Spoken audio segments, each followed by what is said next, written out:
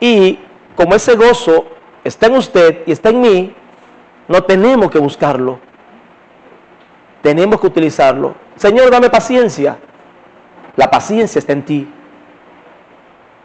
Señor, como a veces decimos, dame valentía. El valiente está en ti. El paciente está en ti. El todopoderoso está en ti. Dame paz. El príncipe de paz está en ti. Dios no te puede dar más nada. En Él te lo dio todo.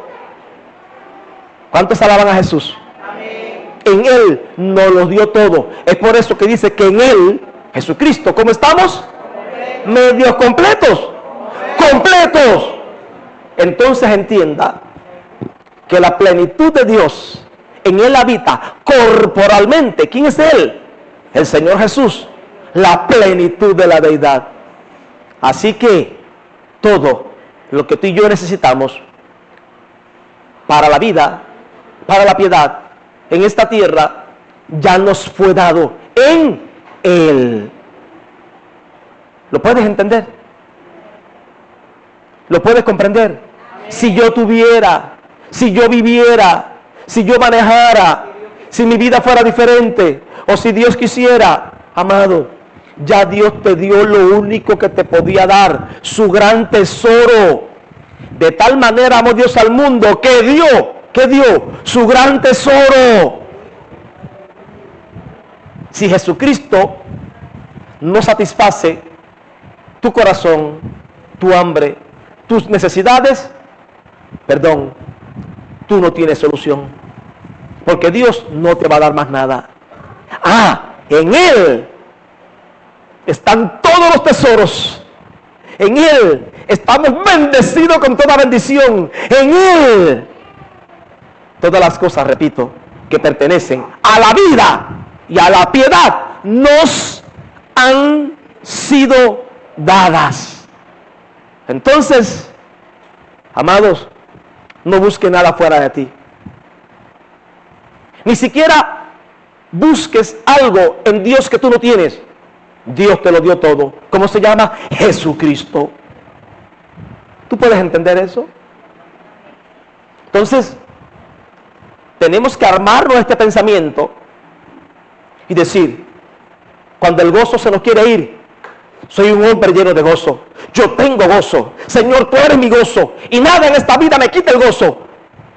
Cuando la paz se te quiera ir por una mala noticia o por una situación, Señor, tú eres el príncipe de paz. Tú eres mi paz. Tú dijiste, mi paz os dejo, mi paz te doy. Yo no pierdo esta paz. Yo tengo paz. No decirle, dame paz. ¿Puede entender lo que estamos hablando? Es de que tú confieses de que lo tienes, que tú creas que lo tienes y declares ante Dios, sus santos ángeles, las tinieblas y los hombres de que tú eres un hijo de Dios completo, bendecido, que no te falta nada. Y usted verá como de repente esa paz a la que el enemigo quiso ponerle cual pozo, una piedra para que no brotara, esa paz brotará como un río. Y verás de repente cómo, ahorita alguien que oraba decía que algunos tenían miedo. Y tú verás, por cuanto Él no nos dio espíritu de cobardía, sino de amor, poder y dominio propio, como el miedo, como el terror nocturno, se tiene que ir. Porque esta es la palabra de fe que predicamos. Esta es la palabra de fe que oramos. Esta es la confesión de fe que expresamos. Que lo que Jesucristo hizo es real y lo tenemos. No lo vamos a tener un día, no lo vamos a alcanzar un día, ya lo tenemos, hoy lo tenemos. Perdón que no baje esto. Son trucos, no se preocupe. Lo tenemos. Y si tenemos todo lo que deberíamos tener, estamos completos, amados. El asunto está en que nuestras mentes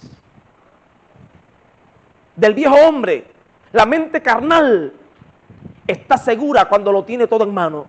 El hombre carnal y natural tiene paz, entre comillas, cuando todo en derredor de él está quieto y tranquilo.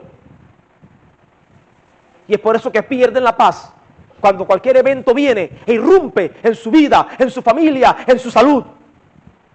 Pero la paz de los hijos de Dios no es algo, no es un evento, no depende de circunstancias externas, no depende de estar sano o estar enfermo. La paz de los hijos de Dios no depende de cuántos pesos tienes en el bolsillo. La paz de los hijos de Dios depende en que sabe que estamos en paz con el Creador. Y Él dijo, mi paz te dejo, mi paz te doy, no como la del mundo, que depende de cosas externas, sino la perfecta paz, que no está sujeta a cambios. ¿Cuántos están llenos de paz? Padre, gracias te doy en este día, porque estoy lleno de tu paz.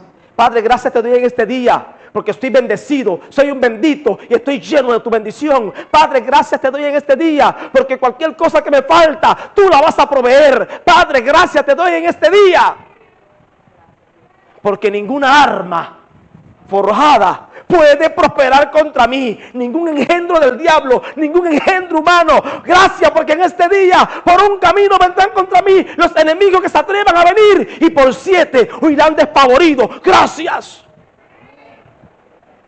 Esa debe ser tu oración matutina. No pide, sino agradeciendo, porque el que te habita, porque el que nos habita está en nosotros. Y si Él es con nosotros, ¿quién contra nosotros? Y si siendo enemigos nos dio a su Hijo, ahora que somos hijos, ¿cómo no nos dará también con Él todas las cosas? Dígalo, tengo todo, no me falta nada, todo es mío, estoy perfecto, estoy completo, estoy cabal, soy un hombre bendecido. Y en los días que vive en esta tierra, voy a manifestar con todo poder al que me habita, que no es débil, que no es limitado, que es el Todopoderoso. Amados, armémonos de este pensamiento. Y esto no es mente positiva, siempre lo digo. Esto es confesar la palabra de verdad, porque esta es nuestra herencia en Cristo Jesús. Esta es nuestra herencia. Profetizo que tengo un carro, profetizo que tengo un avión, profetizo que... No, Él no te ha dicho eso. Profetiza lo que Él dijo, lo que está escrito, lo que es parte de tu herencia, y lo otro Él lo hará, porque Él ya lo dijo. Y termino esta introducción. Tú guardarás en perfecta paz aquel cuyo pensamiento en ti persevere. Si tu pensamiento es el hambre, si tu pensamiento es la enfermedad, si tu pensamiento es la amenaza que te hizo el jefe, el vecino o el que te hizo el brujito de gurú, si tu pensamiento es qué comeremos, qué beberemos, no vas a disfrutar. No es que la paz se te va a ir. Cristo, la paz, Cristo, tu paz va a estar en ti, pero no vas a disfrutar de la paz. Pero si tu pensamiento es Él, lo que Él hizo, lo que Él dice y sus riquezas en gloria, tú vas a experimentar su paz todo el tiempo, por grande que sea la tormenta en tu vida. Así que en esta mañana, sacúdete el polvo, sécate las lágrimas, levanta tu cabeza, saca pecho, porque tus mejores años están por venir. Porque seguirás creciendo en el conocimiento de Él. Porque en la medida que crezcas en esta gracia y conocimiento, más Él confirmará en ti su poder, su bondad, y todo lo que Él dice de ti en Él, lo vas a lograr y lo vas a experimentar. Entonces, qué bueno el Señor, que nos ha dado todo. ¿Sí o no? Él nos ha dado todo.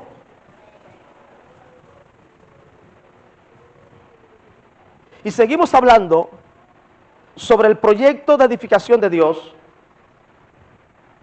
¿Sí se acuerdan? Y estamos hablando sobre que aquellos que colaboramos con Dios, que deberíamos ser todos, como edificadores de este proyecto llamado iglesia, que no es una religión, que no es un hombre ungido, este proyecto que no es un apóstol, un pastor, este proyecto que no es un edificio lujoso, suntuoso, este proyecto que es su iglesia, la plenitud de aquel que todo lo llena en todo. Escuchen lo que le voy a decir. Quiero que Colosenses 2:9 dice que en él habita corporalmente la plenitud de la deidad. Busca ver qué debe ser por ahí. Muy bien. Porque en él habita toda la plenitud de la deidad corporalmente. O sea, la deidad, ¿a qué hace alusión? A Dios, al Dios único y verdadero, el Dios que todo lo llena. Pero ese Dios invisible, único y verdadero, ahora se manifestó en un cuerpo, en un hombre, en un ser humano llamado. Entonces en Jesús habita corporalmente la plenitud de la deidad. ¿Sí o no? Eso significa que si alguien quiere conocer la deidad o experimentar algo de Dios, debe ir ¿a quién? A Jesús. Porque hay Dios, se nos hizo asequible. Pero ahora dice un pasaje, y quiero encontrarlo, porque esto, amado, como siempre digo, es glorioso. Jesús, la plenitud de la deidad, la palabra de Dios, la manifestación de Dios. Jesús, el amor de Dios. Jesús, el poder de Dios. Jesús, la salvación de Dios. Jesús, Dios con nosotros. Todo es lo que dice ahí. Pero miren lo que dice ahora. Vamos a Efesios 1:22.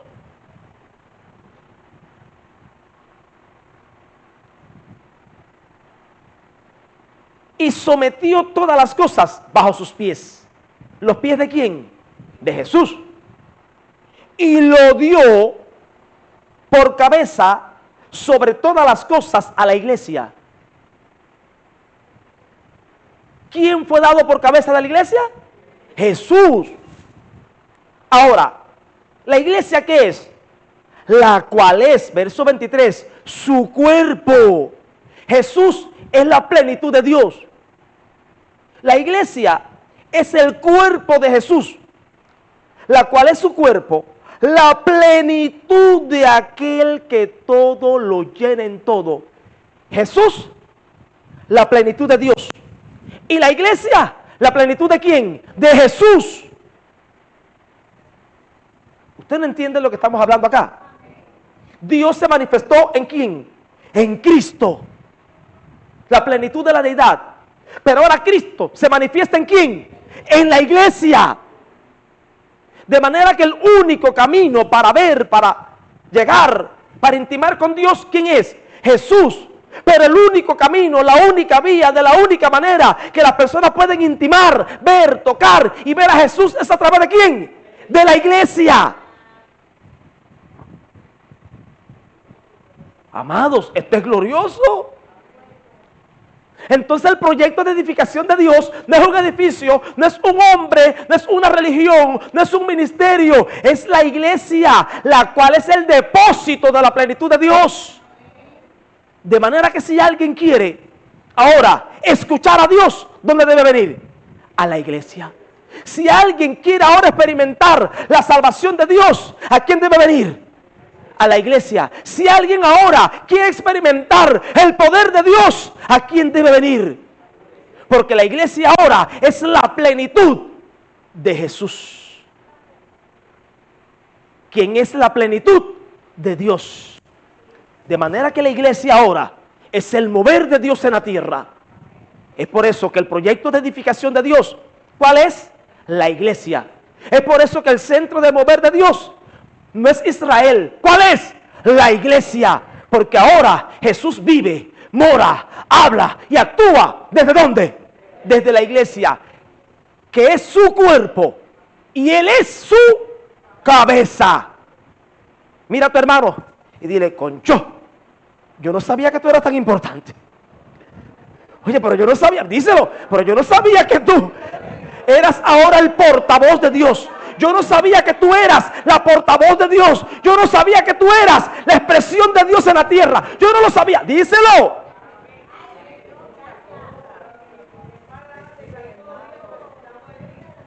Pastor, ¿usted está seguro de lo que está hablando? ¿Usted está seguro de lo que está hablando? Yo estoy seguro. Quien debe estar seguro es usted. Quien debe estar seguro es usted. Porque el justo por la fe vivirá. Esto es por fe. Él lo hizo. Él nos lo ofreció. ¿Lo tomas o lo dejas? ¿Vas a seguir siendo un mendigo de oraciones? Ora por mí, clama por mí, como si Dios no fuera tu padre. ¿O te vas a levantar como uno que es miembro del cuerpo de Cristo, como alguien que es parte del proyecto de edificación de Dios, donde ahora Dios se mueve y se manifiesta? El que tenga oídos para oír, que oiga lo que el Espíritu está diciendo a la iglesia. Los hombres han hecho de la iglesia una religión, pero Jesucristo no ve religión. Él no cree en religiones. Su iglesia es un organismo vivo donde Él como cabeza gobierna y nosotros reaccionamos o accionamos. Así que repito, saque pecho, levante la cabeza y mírese como Dios le mira, y hable de usted como Dios habla de usted.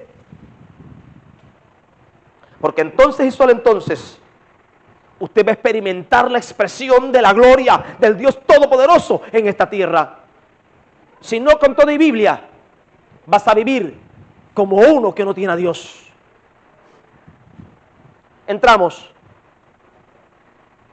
Entonces, lo último que vimos fue la tercera categoría de apóstoles, los falsos apóstoles. Primero, los 12 que Él escogió de la multitud de discípulos en los días de su carne, en su primera venida, antes de padecer, morir, ser glorificado y glorificado. El otro grupo de apóstoles, según Efesios 4:11, Él los constituye ya glorificado. Y no solamente apóstoles, sino apóstoles, profetas, evangelistas, pastores y maestros. Es el segundo grupo. Y el tercer grupo de apóstoles son los falsos apóstoles, que dijimos que se puede ser falso apóstol, uno, por no ser llamado por Dios a esto, sino que uno se ponga o el hombre lo ponga.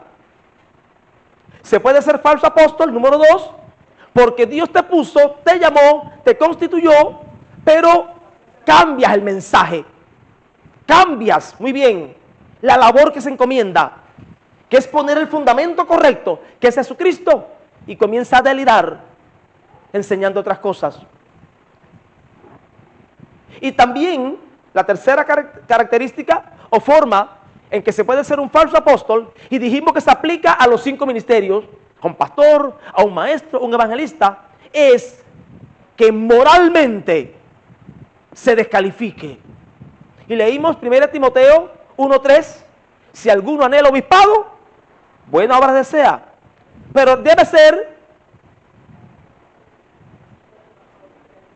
marido de una sola mujer, apto para enseñar, no dado al vino, no pendenciero, no codicioso de ganancia deshonesta, hospedador, decoroso, no un neófito, no un recién convertido, no sea que envaneciendo se le suba la fama para la cabeza y caiga en lazo del diablo. Y sigue hablando.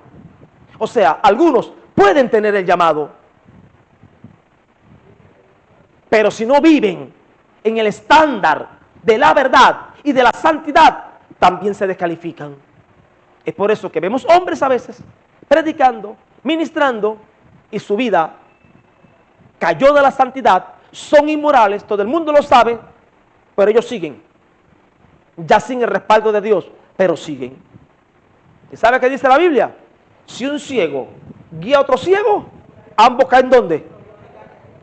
¿Sabe qué el Señor dijo? Cuando veas a un ciego, de maestro, de pastor, de apóstol o de profeta, ¿quién es el ciego? El que no ve su condición. Dejadlos, dejadlos, déjenlos, apártense de ellos, dejadlos. Son ciegos, guía de ciegos. Y si te dejas guiar por un ciego, junto con el ciego, ¿qué vas a hacer? Caer en el hoyo. Eso lo vimos. Ya hoy estamos entrando, Efesios 4:11, en el segundo don ministerial, que es el profeta. Él mismo, mire cómo dice, él mismo dio a unos ciertamente y a otros profetas. Un profeta, ¿alguien sabe qué es un profeta?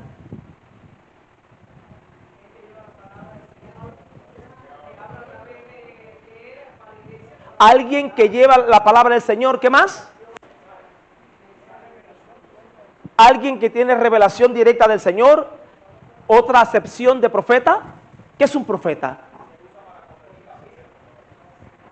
Alguien que es usado para corregir. Este don para... Muy bien. Bueno, profeta es uno que proclama el sentido general. Es uno que proclama o declara el mensaje recibido, en este caso de Dios. Es un vocero de Dios. Un profeta es un portavoz de Dios, en sentido general. Ahora, es importante que entendamos que el ministerio profético en el Antiguo Testamento tenía un matiz diferente al ministerio profético en el Nuevo Testamento. Porque en el Antiguo Testamento los profetas hablaban, anunciaban. A ver, los profetas como portavoces de Dios, sí, le hablaban a reyes, es cierto. Ahí vemos cuando David pecó, que Natán llegó. Oiga, rey, había un hombre pobre con una sola ovejita. Había otro rico con muchas ovejas. ¿Se acuerda? Y este hombre rico le llegó un caminante. ¿Sabe qué hizo? La única ovejita del pobre se la comió y la mató y se la comió con el caminante. Y el caminante se quedó sin su ovejita. Dice David, ¿cómo? Debe morir el que hizo eso. Oiga, mi rey, ese hombre rico es usted.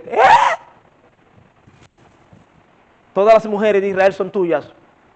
Sin embargo, ¿sabe qué hiciste? Te llegaste a la mujer de Urías, Eteo. El profeta vino, le habló por parábola y amonestó al rey. Y hay muchas evidencias del Antiguo Testamento donde vemos a profetas ir y proclamar la palabra de Dios a un rey o a la nación completa o al pueblo de Dios. Es cierto. Pero hay algo importante que quiero que usted entienda. Todo el Antiguo Testamento habla, aunque se ven familias, aunque hay historias de familias, aunque se habla de Israel como la nación que Dios levantó en aquel tiempo como el centro de su mover, pero el tema del Antiguo Testamento es uno: el que había de venir. ¿Quién? Jesucristo. Y mire lo que el Señor dijo acá.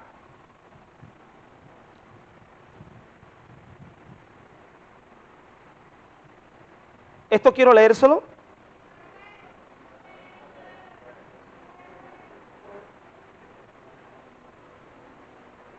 Ayúdeme a buscar el pasaje que dice, porque tiene que cumplirse todo lo que está escrito de mí en la ley, los salmos y los profetas.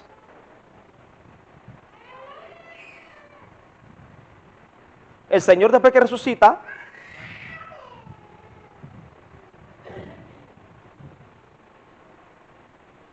Él explica esto a aquellos que iban camino de Maús para que se percataran de que lo que Él experimentó no fue un accidente, sino que estaba bien delineado, bien especificado. ¿Dónde? ¿Dónde? En la ley, en los salmos y en los profetas.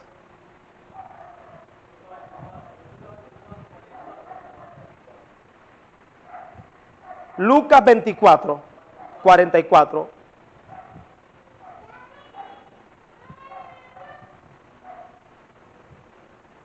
Vamos a ir rápido. Y les dijo, ya él estaba aquí como resucitado, y les dijo, estas palabras son las que hablé estando aún con ustedes, apóstoles, que era necesario que se cumpliese todo lo que está escrito de mí en la ley de Moisés, en los profetas y en los salmos.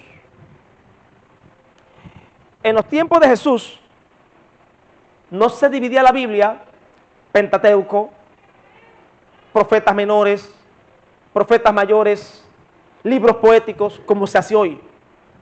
Habían solo 3 divisiones: la ley,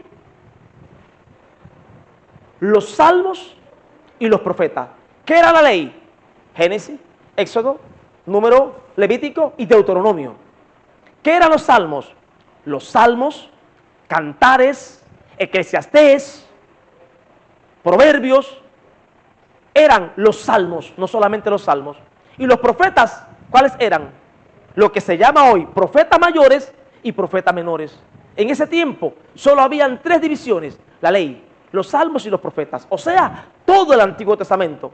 Ahora él dice, es que tiene que cumplirse todo lo que en el Antiguo Testamento está escrito. ¿De quién? De mí.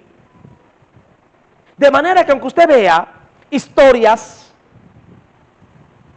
anécdotas, realmente en símbolos y sombras, está hablando de algún aspecto de la vida u obra de Jesucristo.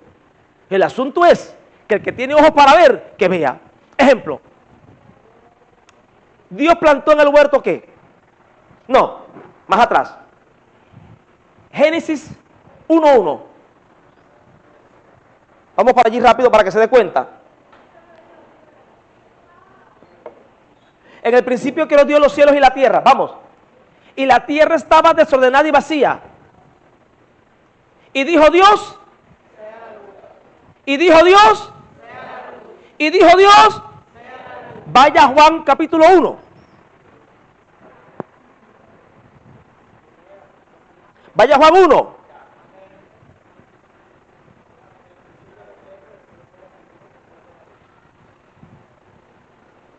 Verso 4.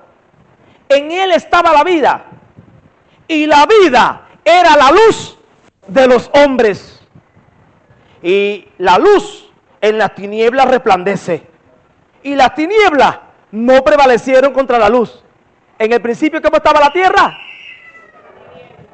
En tinieblas. Y dijo Dios sea. ¿Sabe quién es la luz? Jesucristo. La Biblia está plagada de símbolos, de parábolas, pero allí mismo se está hablando que la luz, ¿quién es? Y ahora aquella luz no solo disipó las tinieblas allá, sino que en él estaba la vida, y la vida era la luz de los hombres, y la luz en las tinieblas resplandece.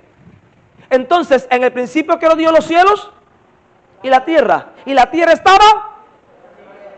Ahora, cuando nosotros recibimos a Cristo, ¿cómo estábamos?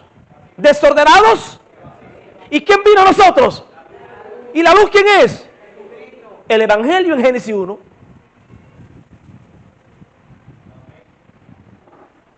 Ve, amados. Entonces, la tierra desordenada y vacía son los pecadores. Y la luz, ¿quién es? Jesucristo. Pero cuando usted lee allá, ¿qué ve? Ordenando la tierra, sí, en lo literal. Pero en lo espiritual está hablando de lo que luego Dios haría en Cristo. Es por eso que algunos llaman al Génesis como el semillero de todas las verdades bíblicas, porque todo lo que se encuentra en el resto de la Biblia está en Génesis, en símbolos, en parábolas, en tipos, en personas. Entonces, Génesis 3, rápido para allá, vamos a ver si es verdad que Cristo está o no está.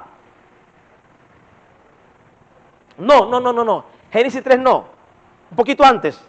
En el mismo Génesis, al final de la creación, cuando Dios reposa, ¿dónde que está? Génesis capítulo 2, verso 1. Fueron pues acabados los cielos y la tierra, y todo el ejército de ellos. Y acabó Dios en el día séptimo la obra que hizo, y reposó en el día séptimo de toda la obra que hizo. ¿Será que Dios se cansó y tuvo que descansar? Él no se fatiga, Él no se cansa con cansancio. Entonces, ¿qué significa que Dios reposó? A ver, mujeres, ustedes cuando están en la casa limpiando, fregando, cuando ustedes se sientan, ¿qué significa? Terminé. Obra acabada. Entonces, que Dios reposó, no es que Dios se cansó, sino obra concluida, terminada, acabada. Pero ahora, en la ley, Dios le dice, en Deuteronomio 5, Deuteronomio 5,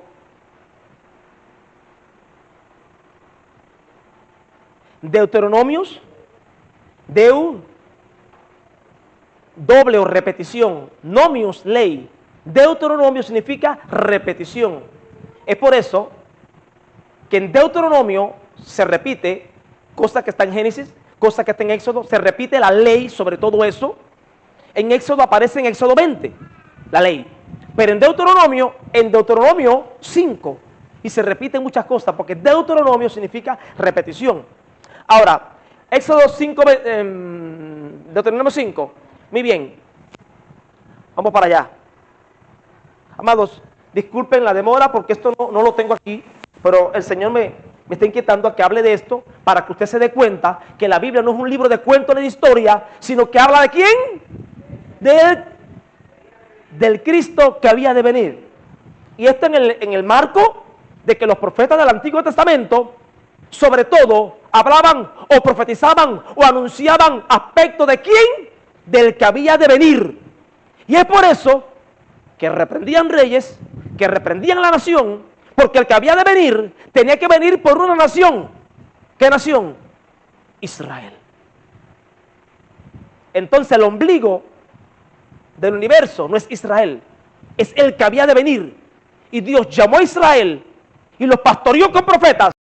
Ni tu buey, ni tu asno, ni ningún animal tuyo, ni el extranjero que está dentro de tus puertas, Israel, para que descanses tú, para que descanse tu siervo y tu sierva como tú. Acuérdate, Israel, reposa, descansa, tú, tus bestias, tus animales, tus servidores o esclavos. Acuérdate que fuiste siervo o esclavo en la tierra de Egipto, y que Jehová tu Dios te sacó de allá con mano fuerte y brazo extendido. ¿Qué tú fuiste? Siervo. ¿Qué fuiste? Esclavo. ¿Y los esclavos qué son? Esclavos. ¿Los esclavos tienen descanso? ¿Son considerados? No. Acuérdate que tú no tuviste reposo en Egipto. Era trabaja, trabaja, trabaja, trabaja, trabaja. Y yo ahora te saqué de allí y te mando a que descanses un día para que siempre te acuerdes que yo fui el que te dio libertad y descanso. ¿Cuándo estamos aquí? Te sacó con brazo fuerte, con mano fuerte y brazo extendido, por lo cual Jehová tu Dios te ha mandado que guardes el día de reposo. Se le mandó a Israel, porque fueron esclavos en Egipto, dice Dios, para que nunca se te olvide. ¿Quién fue el que te sacó de la esclavitud? Descansa los sábados, perdón, descansa el séptimo día, Shabbat. Pero ahora, realmente, ¿quién es el descanso? ¿Quién es el Shabbat? Ahora, mire lo que el Señor dice.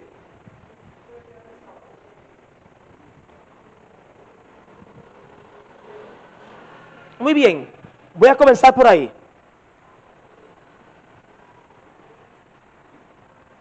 Ahora cuando Él sana a alguien en día de reposo, y le dice, pero mira, si tú vinieras de Dios, es Señor del día de reposo, ayúdeme a buscarlo, Señor del día de reposo.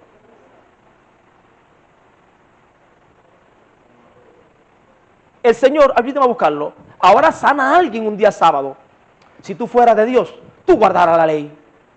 Tú no debes ser de Dios, porque estás violando el cuarto mandamiento. Lucas 6:5, Él le dice, te están equivocados. Aquella ley hablaba de mí.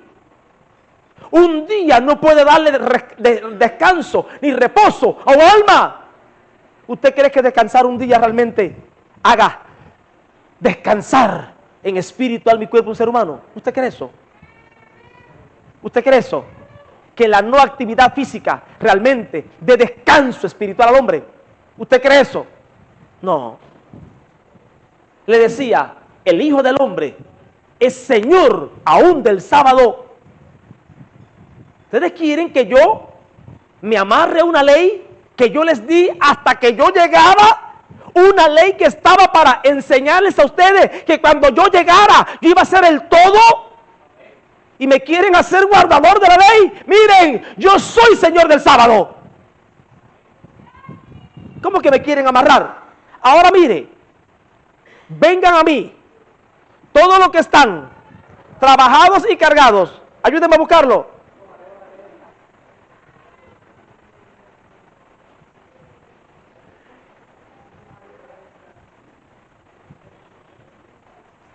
Ayúdenme a buscarlo. Que lo encuentre, me dice, Mateo 11, 28, 28. Vengan a mí, todos los que están trabajados y cargados, y yo los haré, porque el verdadero descanso no es un día, es alguien. ¿Quién es? Él es el descanso. Entonces, en Génesis, ¿qué hablaba? De un día físico, literal, de 24 horas. Pero ningún día puede darle paz o descanso a un ser humano. Ese día, ¿de quién estaba hablando realmente? De alguien que vendría un día y sería el descanso, la paz del ser humano, porque les quitaría las cargas del pecado, porque los libraría del diablo, tirano y dictador, porque los haría libres. Entonces, hoy no hay que guardar el sábado. Hoy hay que estar en Cristo, porque Él es el descanso eterno. Miren, vengan a mí todos los que están trabajados y cargados, yo los haré descansar. Pongan mi yugo, lleven mi yugo sobre ustedes y aprendan de mí, que soy manso y humilde de corazón, y hallarán Shabbat, reposo, descanso para sus almas. Ven, porque Él dijo, tiene que cumplirse todo lo que está escrito de mí en la ley, los salmos y los profetas, porque un día no le da descanso al ser humano. El que da descanso es el que nos quita las cargas, el que nos quita los grillos del diablo dictador y tirano, y nos hace libres. ¿Cuántos estamos aquí? Ah, bueno, algunos quieren guardar sábado, que lo guarden. Que lo guarden, su problema. Pero un día no da reposo. Reposo del Señor. Pero no termina ahí. En Hebreos 4, si mal no recuerdo,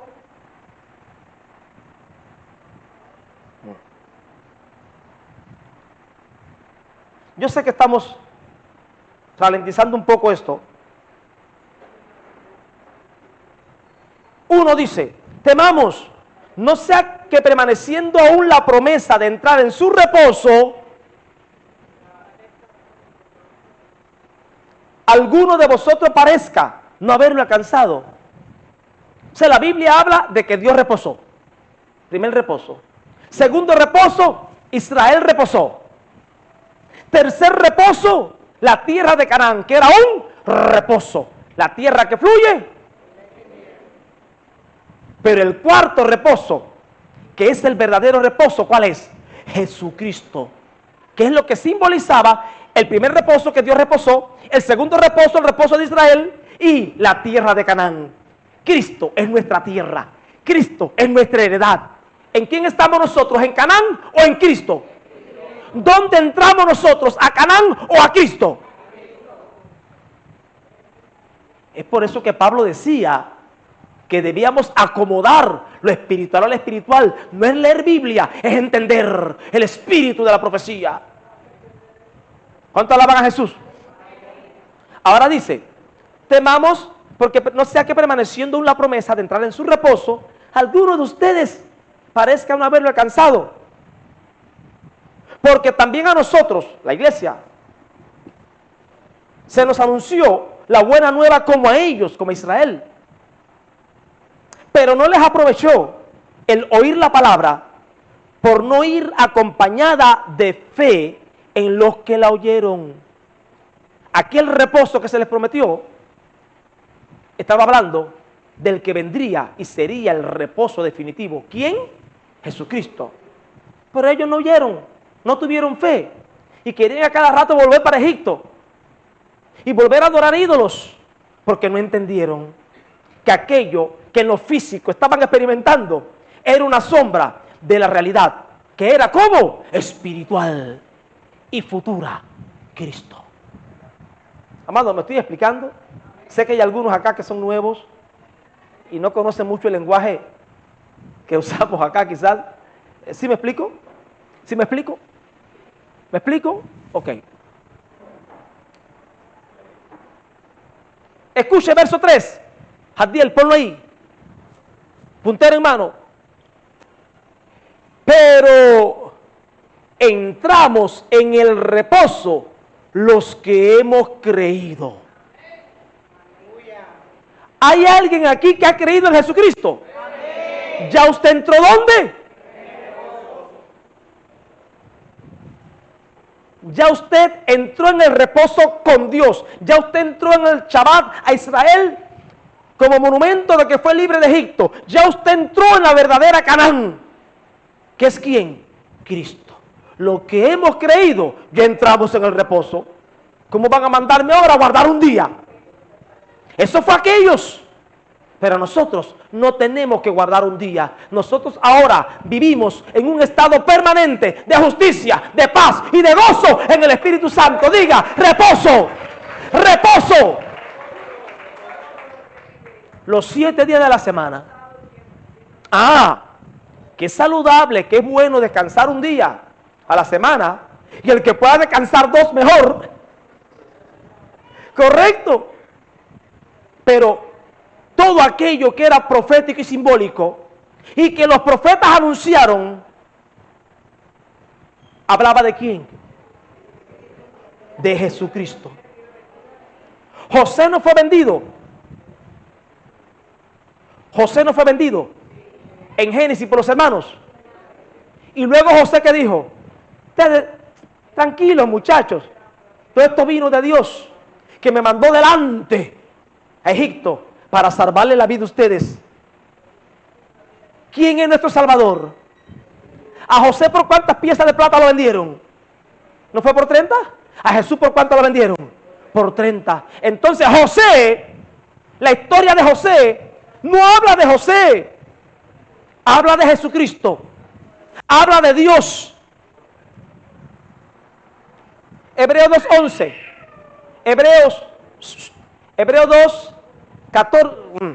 2:14, si mal no recuerdo.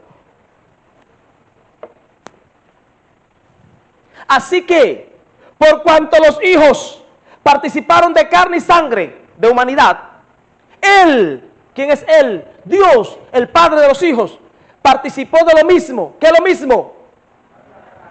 Para destruir por medio de la muerte al que tenía el imperio. Esto es, el otro.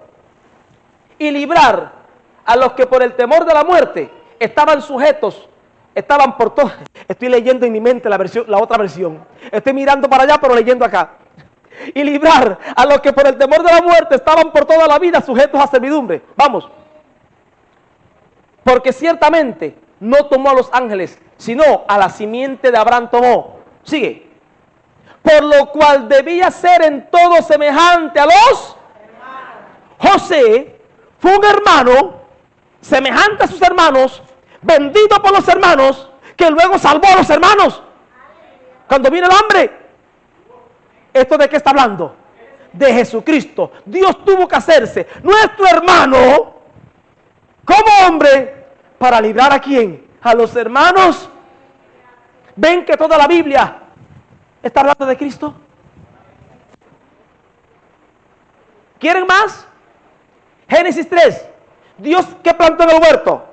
2 árboles, el árbol de la vida y el árbol del conocimiento del bien y del mal.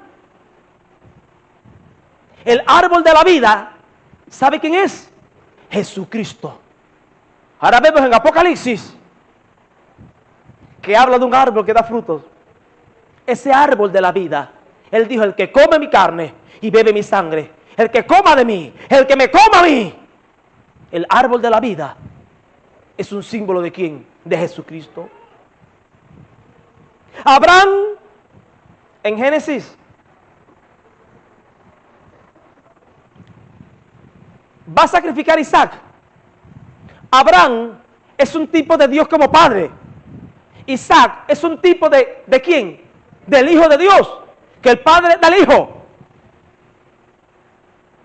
Y Eliezer, el damaseno, criado de Abraham, cuando va a buscar esposa para Isaac, ¿qué representa? A Dios como Espíritu Santo. ¿Quién está ahora preparando la esposa para Isaac? Para Jesús. El Espíritu Santo.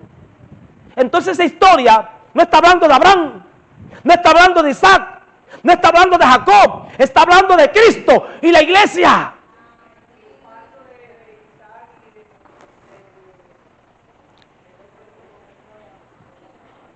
Entonces, amados, todo el tiempo,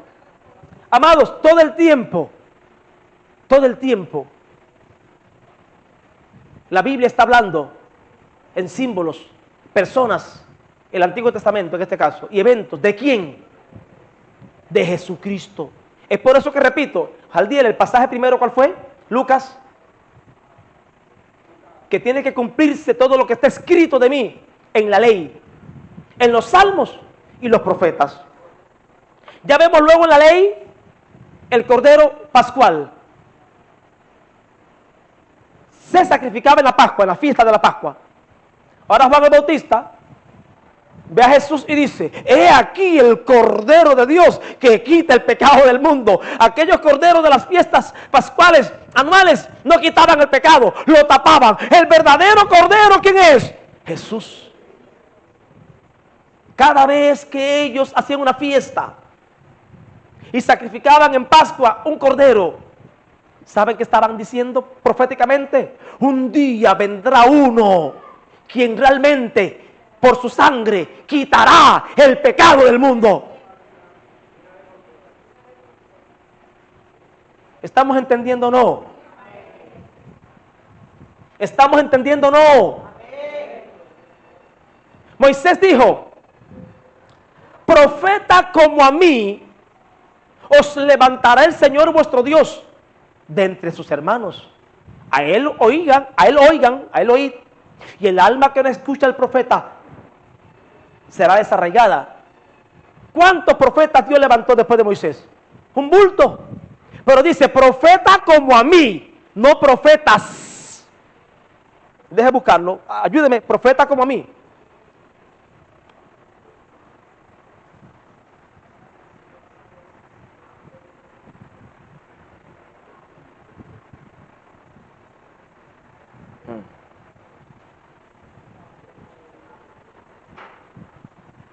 Deje ver si lo encuentro.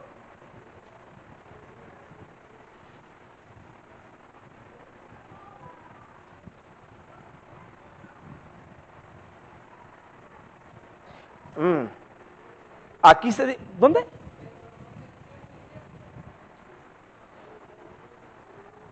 Mira a ver si es Deuteronomio 18.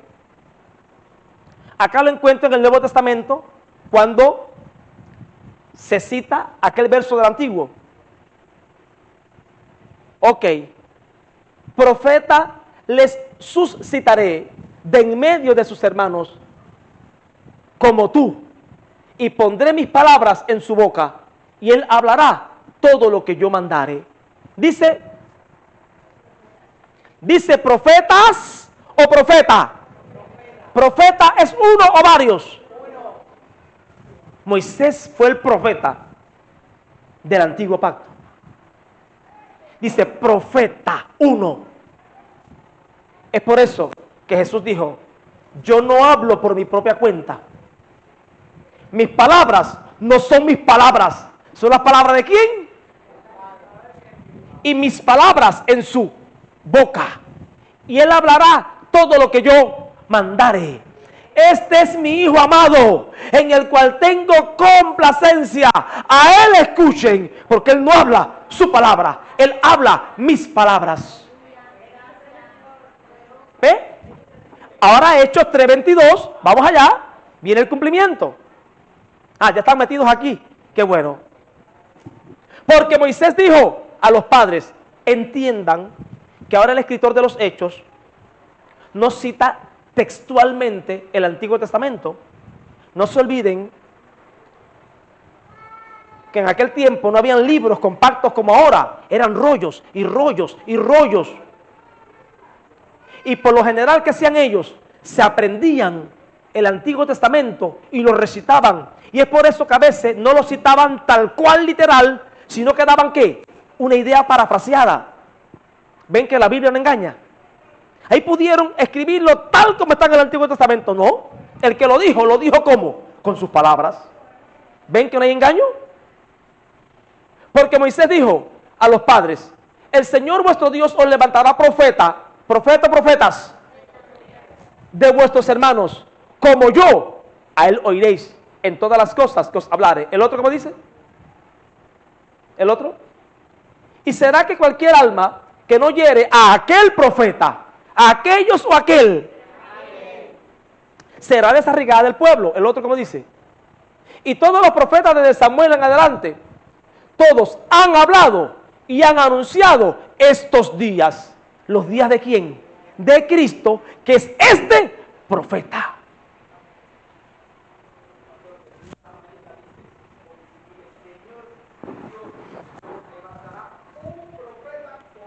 Bueno, la de las Américas habla más claro, pero tristemente no tenemos la otra versión. Hebreos 1:1, ¡vamos! Hebreos 1:1. Dios, habiendo hablado muchas veces y de muchas maneras en otro tiempo a los padres, ¿por quiénes? Por los profetas. Vamos, el otro, el número 2. En estos postreros días hay un solo profeta. ¿Nos ha hablado por quién?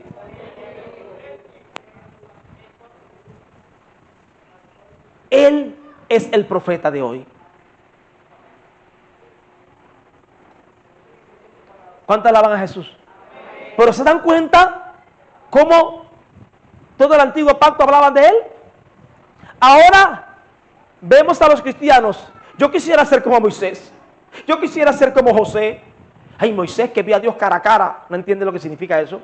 Yo quisiera ser como Elías, profeta de fuego. Yo quisiera ser como Jeremías, digno de lástima. Moisés, Elías y Jeremías hablaban de él. Y sus ministerios representaron algo de él. Yo no quiero ser como Moisés, yo no quiero ser como Elías, porque Elías y Moisés querían ser como Cristo.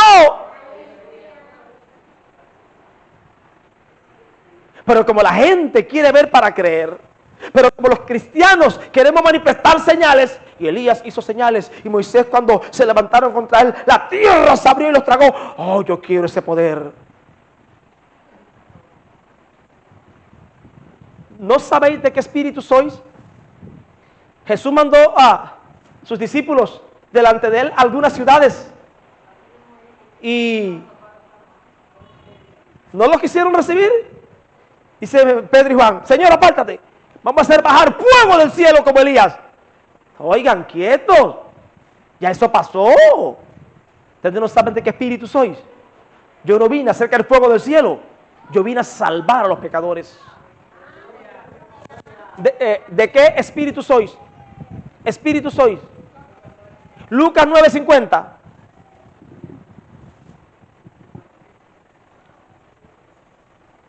El anterior. No es ese. 55.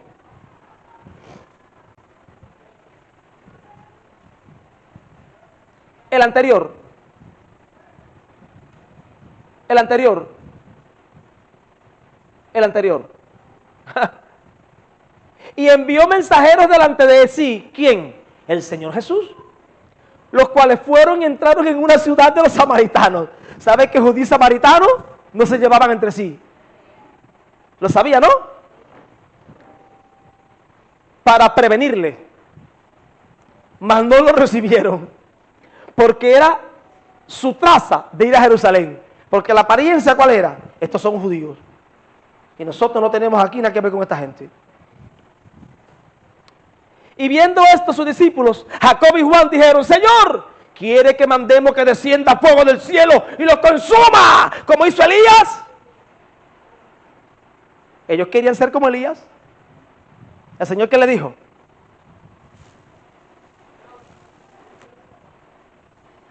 Entonces volviéndose le dijo, los reprendió, diciendo, ustedes no saben de qué espíritu son. Ustedes no conocen espíritu. Ustedes no conocen el nuevo mover de Dios. Ustedes siguen con la mente encharcada de la ley. Yo vine a establecer la gracia. Y ese cristiano que todavía su lenguaje es de ley, mezclando ley con gracia, profecías maldiciendo a la iglesia. Así hay cristianos cantándole al monte Sinaí y que quieren ser como Elías. ¿Usted no sabe que Elías hoy no puede pedir fuego del cielo? ¿Usted sabe que David hoy no le debe tirar la onda a Goliat? La piedra con la onda. ¿Usted sabe que Elías hoy no puede desgollar a los profetas de Baal y los de Acera en el río? Que tiene que perdonarlos. Porque el espíritu de Elías era el espíritu de la ley. Ojo por ojo, diente por diente. Y había que hacer aquello para que Dios pudiera participar de carne y sangre. Nacer como hombre.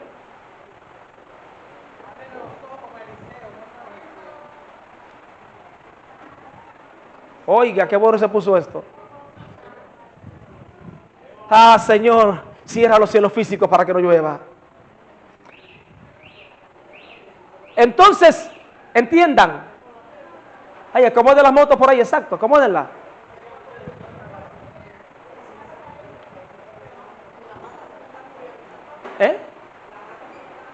Se estaban muriendo, ya está lloviendo ya. Gracias, Señor. Sí, acomódense. Pasen todas esas motos para acá adentro. Que menos mal que esto no es la casa de Dios. Si no, no se pueden meter motos aquí. Menos mal que esto no es la casa de Dios. Que la casa de Dios somos nosotros. Y en nosotros no cabe ninguna moto. ¿Ya estamos allá?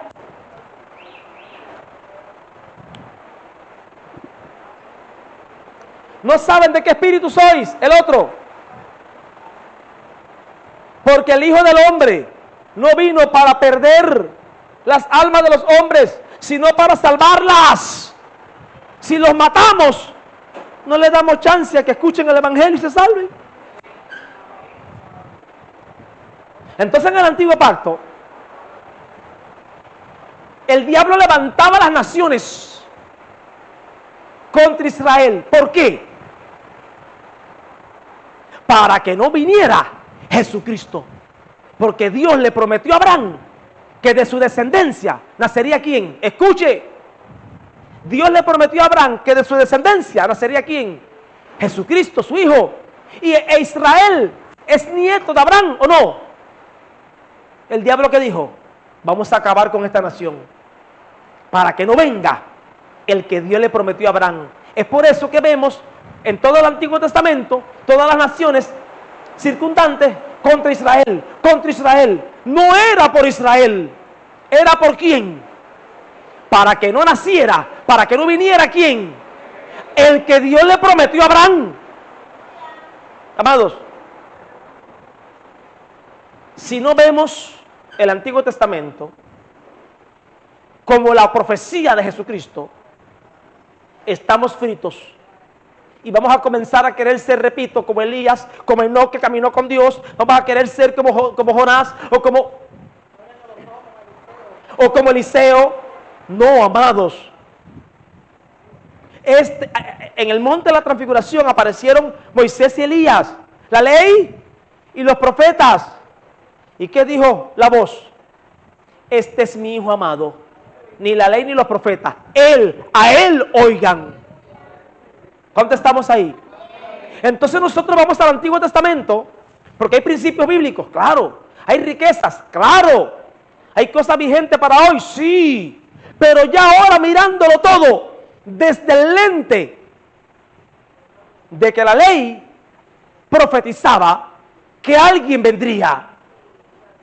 Ese era el profetizar del Antiguo Testamento.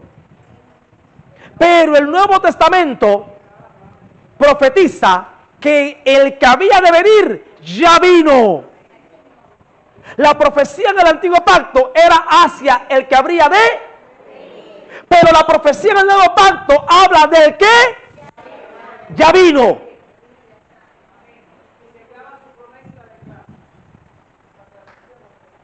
Allá era, un día vendrá. Acá la profecía es, ya Él vino. Y cuando vamos al Antiguo Pacto, es para demostrar que Él es el que había de venir y no un impostor. Pero la profecía ahora,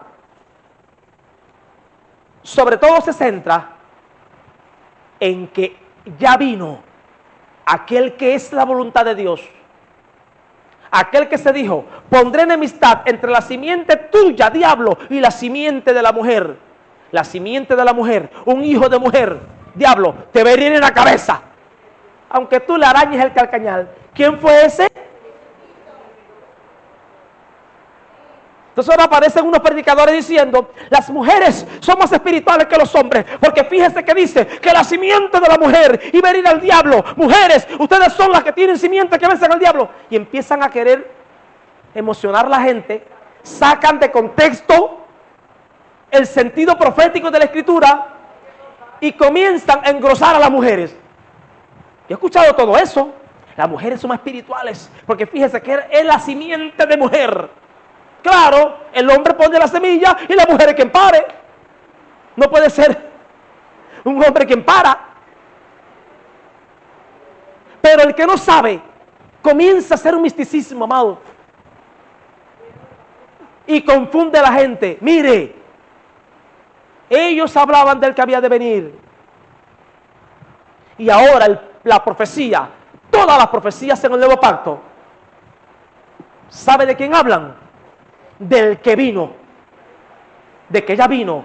Y toda profecía a nivel de iglesia como cuerpo o a nivel personal va a ser para alinear tu vida con el que vino. Va a ser para que tú cumplas el propósito del que ya vino. Toda profecía de la índole que sea por el ministerio de profeta o por el don profético, va a ser siempre exaltando y estableciendo a tu vida el que había de venir y que vino. ¿A quién? A Jesucristo. Toda profecía que venga del Espíritu Santo no va a ser para engrosar tu ego, no va a ser para hacerte más grande que nadie, no va a ser para saciar tu yo, ni tus metas o planes personales. Toda profecía ahora es para que tú cumplas con tu asignación en el proyecto de edificación de Dios. ¿Cuál es? La iglesia. Así que, Samantha, ¿cómo te llamas? ¿Se me olvida? Rachel. Rachel, si aquí el Señor levantara a alguien y te dijera ahora, dice el Señor, te voy a hacer empresaria, pondré recursos en tus manos, riquezas millonarias. Si el Señor te dice eso, no es para que Rachel ahora se crea la diosa en la tierra, sino sí, para que Rachel disfrute, para que tu familia disfrute de la prosperidad, pero también es porque en el proyecto de edificación de Dios hace falta billete para predicar, para evangelizar, para construir sedes, para ir a naciones, y ese dinero es para ti, pero es también para el proyecto. Porque todo lo que Dios hace es por Él y para Él. Y como somos sus hijos, Él nos prospera. Claro, ya nos bendijo. Él no nos quiere enfermos. Él no nos quiere mendigando. Eso es verdad. Pero aquí el que manda es Él. Y el proyecto de edificación, ¿cuál es? Su iglesia. Y la iglesia es el cuerpo ¿de quién? De Cristo. Del que había de venir y que ya vino. Así que todo el mover profético en el antiguo pacto hablaba de Cristo. Y el mover profético en el nuevo pacto, ¿de quién habla? De Cristo. Pero ahora Cristo en nosotros. Y para llevarnos a nosotros a obedecerles y a ser fieles en la asignación de que Él ha establecido para cada uno de nosotros. ¿Estamos ahí? Es por eso que Él quiere sanarnos, que Él quiere prosperarnos, que Él quiere quitar toda turbación, toda locura, toda enfermedad, toda depresión, todo estrés. ¿Por qué? Porque Él nos quiere completos para poder manifestarle, para poder expresarle, para que seamos colaboradores, que no estemos retrasando esto. Él nos quiere prósperos, sanos, lúcidos, para que la parte que nos corresponde en este proyecto de edificación la hagamos sin demora. Pero algunos piensan, como hace poco decía, que Dios es su siervo, que Dios es su esclavo. Dame, dame, dame, dame, dame. Él dice, dame, hijo mío, tu corazón. Pon en mí tus palabras. Y entonces, ahí es cuando es. Esta introducción tan amplia, yo tengo el problema que hablo mucho. Esta introducción tan amplia, y podemos seguir citando a Jesús en el Antiguo Testamento en sombras, tipos, eventos, el arca. ¿El arca quién es? Cristo. Noé dijo, viene un diluvio, viene un juicio. Todo el que entre en el arca será salvo. Ahora, todo el que entre en Cristo, amado, todo el tiempo, ay, qué arca, que medía tanto por tanto. Caballero, ¿qué madera tiene esa arca? Que mira que duró. Tú no tienes que entender qué madera tenía el arca, ni cuánto medía, por medidas. Tienes que ver el sentido profético del arca. Si gente que se meten, que si el arca, que si por aquí, que si en Tarará, que si en Ararat, perdón, en Ararat, y que si por aquí, que si... Por Dios, amados, el arca hablaba proféticamente ¿de quién? De Cristo. La generación adúltera y perversa pide señal, pero señal no le será dada, sino la señal ¿de quién? Del profeta Jonás. Porque así como Jonás estuvo 3 días y 3 noches en el vientre del pez, así el Hijo del Hombre estará 3 días y 3 noches en el vientre de la tierra. Entonces, ¿por qué Jonás estuvo 3 días en un pez? Porque estaba hablando proféticamente de que Cristo estaría 3 días en la tumba. No es Jonás el tipo. No es Elías el tipo. No fue Moisés el tipo. Es Cristo. Es Cristo. Y era Cristo 3 días en la tumba lo que representaba a Jonás. Entonces no quiere ser como Jonás, desea ser como Cristo. De hecho, eres como Cristo, pero no lo sabes. Aún no lo has digerido. Todavía te sientes pecador, todavía te sientes incompleto, todavía te sientes que te faltan cosas, todavía andas buscando y cayendo atrás de Dios, buscando la bendición de Dios. ¡Qué pena! ¡Qué pena! Ya le hemos dicho, a Moisés se le dijo, haz un tabernáculo, una tienda de reunión, una casa móvil de tiendas. ¿Se acuerdan? Luego el templo, ya algo fijo. Jesús dijo, destruyan este templo y en 3 días lo reedificaré. Te volviste loco. Más de 40 años tuvieron nuestros padres para hacer el templo este. Más de 40 años, compadre. ¿Y cómo que tú en 3 días lo vas a levantar? Ellos no entendían, búsquemelo, el templo de su cuerpo. No entendían que él hablaba del templo de su cuerpo.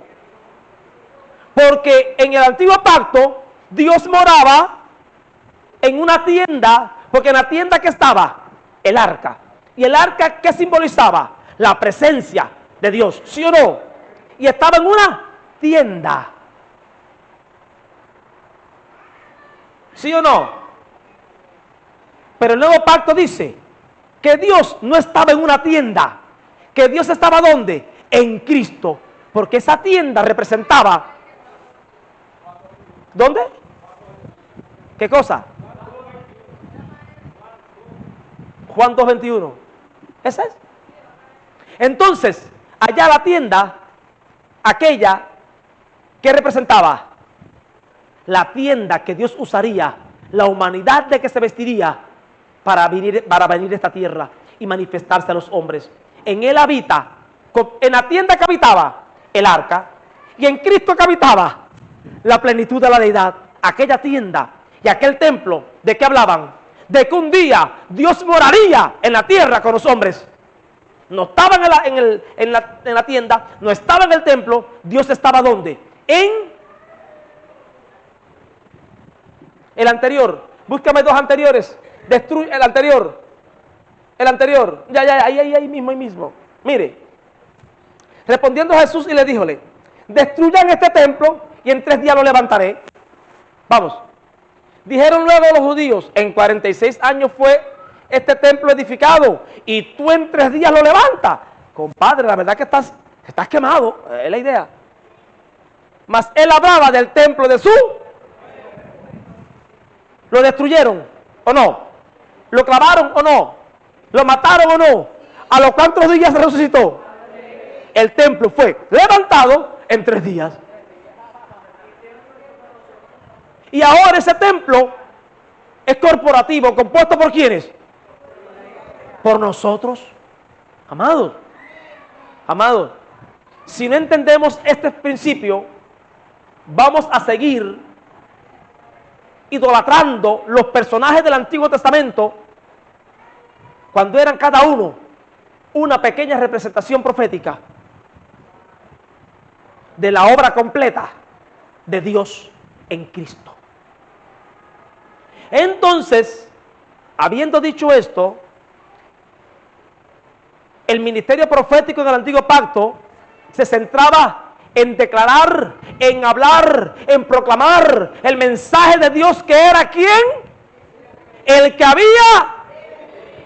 Entonces, ya habiendo venido, ya estando presente, el mensaje profético en el Nuevo Testamento se centra en el que vino. para que la iglesia entre en el orden del que vino y haga la voluntad del que vino. Y así el proyecto de edificación del que vino se lleva a cabo sin demora, con efectividad, con excelencia. Vale, amados. De manera que las profecías, repito, ya cerrando,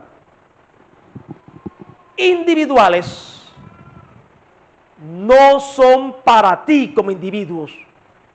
Es para que el Cristo que habita en ti cumpla su propósito en ti. Porque el Espíritu dice, ven. Y la esposa dice, ven, Señor Jesús.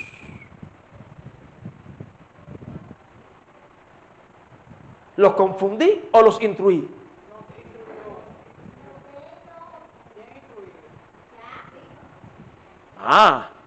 Pero porque los veo con una cara así rara. Oye, prepara el refresco porque esta gente lo ve un poco queriendo amotinarse. Amados, esa es la realidad. No nos dejemos engañar. No nos dejemos confundir.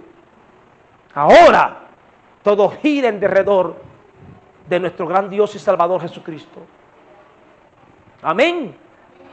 Todo en este proyecto de edificación. ¿Alguna duda hasta aquí? ¿Hay alguna duda? No tenga pena, por favor. ¿Algo que no entendió? ¿Cuántos quieren ser como Elías? ¿Cuántos quieren ser como Moisés?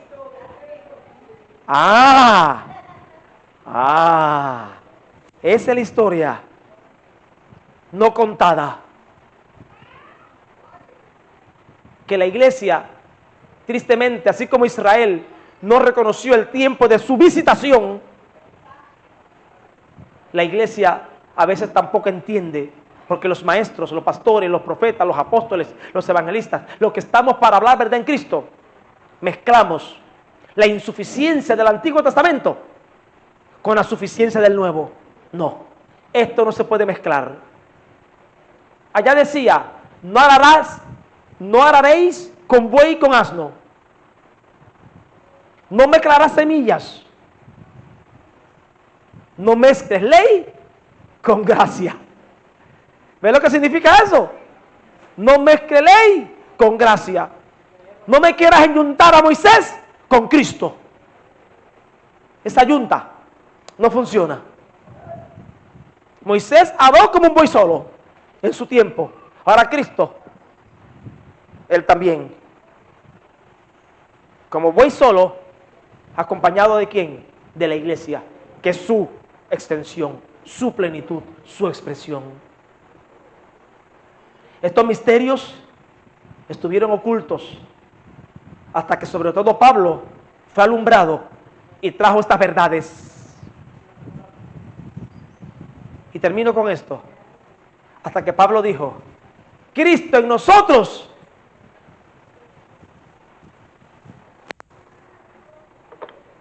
la esperanza de gloria.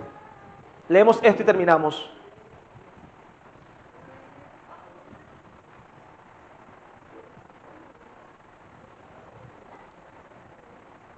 La esperanza de gloria.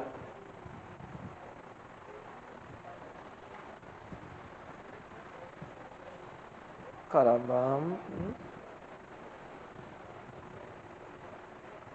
Colosenses 1.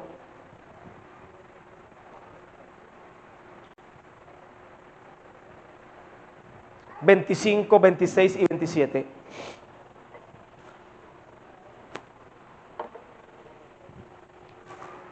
De la cual soy hecho ministro según la dispensación de Dios que me fue dada en orden a vosotros para que cumpla la palabra de Dios, a saber, el misterio que había estado oculto.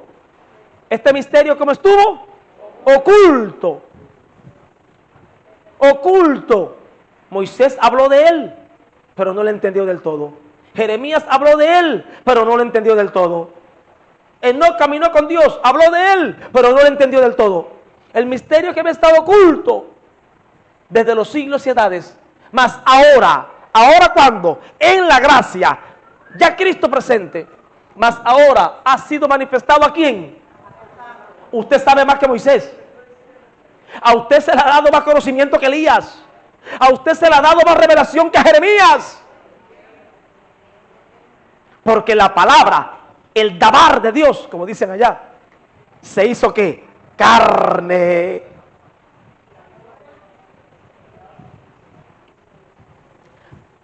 Mas ahora ha sido manifestado ¿a quiénes? A aquellos no. Ahora en la gracia. Ahora en esta dispensación de tiempo. Vamos. El otro. 28.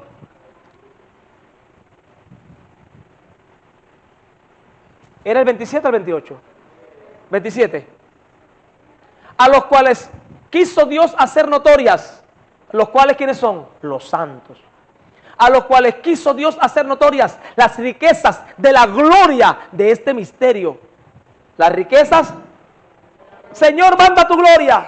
Señor, derrama tu gloria. ¿Ya las hizo notoria? ¿Qué gloria tú buscas? Ay, amados, nos han engañado. ¿Qué gloria tú buscas? De este misterio entre los gentiles.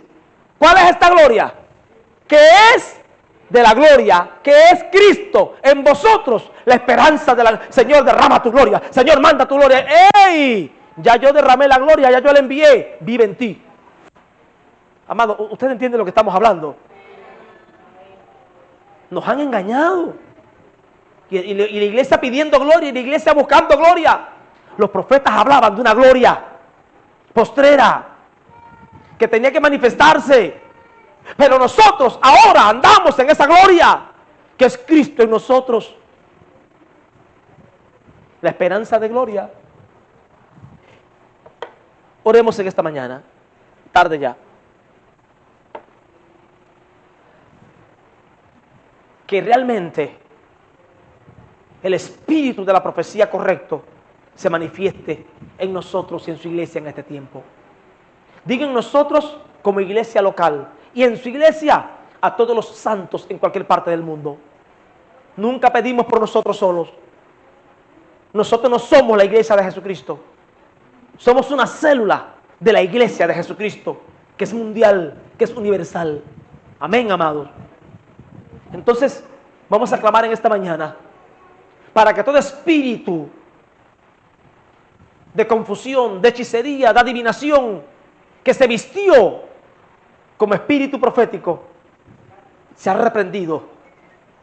Y que la verdadera palabra profética, que exalta a Jesucristo, que habla de Jesucristo, que nos alinea con Jesucristo, esa sea la que se hable en esta casa. Que esa palabra profética sea la que se hable en cada congregación. Que la verdadera profecía se manifieste en nuestros medios. Porque si no, seremos arrastrados por espíritu de adivinación, por espíritu de confusión. Y Dios no quiere eso. Él no quiere eso. Así que en esta mañana preciosa,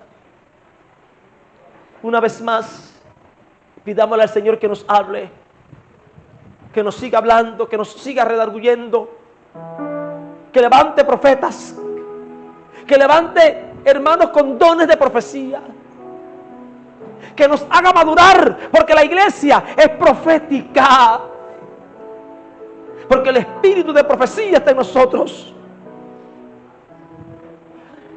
Padre Santo, te exaltamos en esta mañana. Te adoramos, te exaltamos, te glorificamos. Canten, por favor. Te exaltamos, Jesucristo.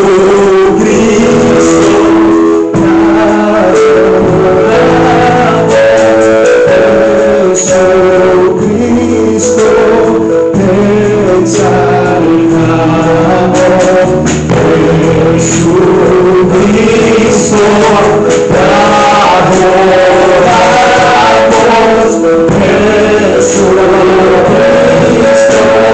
te exaltamos. Aleluya.